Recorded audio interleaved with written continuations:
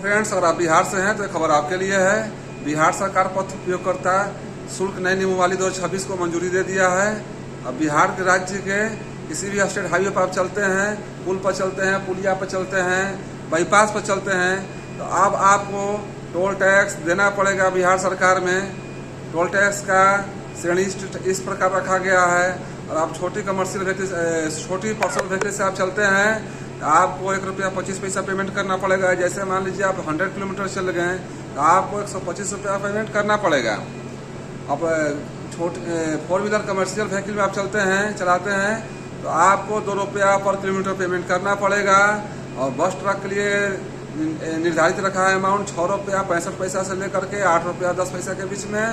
बस और truck according to heavy vehicle के अनुसार आपको उसमें शुल्क रखा गया है। तो बिहार सरकार में जितना भी स्टेट हाईवे है, अगर आप चल रहे हैं तो आपको पेमेंट करना पड़ेगा। और पेमेंट फास्टैग के माध्यम से होगा और कैश नहीं लिया जाएगा, शायद ऐसा सुनने में आ रहा है। और ये पेमेंट हर साल आपको कुछ ना कुछ अमाउंट इसमें इंक्रीज होगा। ऐसा नहीं है कि एक बार ये नियम लग गया तो फिक्स रहेगा, फिक्स नहीं रहेगा। ये हर साल ये अमाउंट बढ़ेगा, कम होगा, कम तो नहीं होगा, ज़्यादा ही होगा। वो डिपेंड करता है रोड के कॉस्टिंग पर, डिपेंड करता है महंगाई पर, डिपेंड करता है। सरकार उसके अनुसार हर साल इसमें कुछ ना कुछ अमाउंट इंक्रीज करेगी। तो आप स्टेट हाईवे पर अगर चलते हैं तो अब आपका पॉकेट आपका कुछ पैसा होने वाला, उसमें से खर्चा अगर बचा कर जो पैसा रखे हैं आप, तो तैयार हो जाइए सरकार को पेमेंट करने के लिए। अगर सरकार को पेमेंट नहीं करिए तो सरकार एम्प्लॉय को अपना पेमेंट कहाँ से करेगी? टीचर को, स्वास्थ्य विभाग को पेमेंट कहाँ से करेगी? सरकार के पास तो पैसा नहीं है।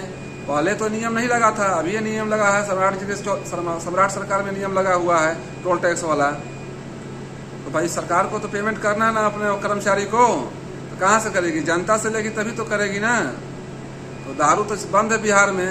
दारू से अगर दारू चालू रहता बिहार में तो ये टोल टैक्स किसी को नहीं देना पड़ता, आम जनता के ऊपर ये बोझ नहीं आता। अब कर क्या सकते हैं इसमें? सरकार अब जैसे ही बोलेगी हमको तो उसके अनुसार ही चलना है।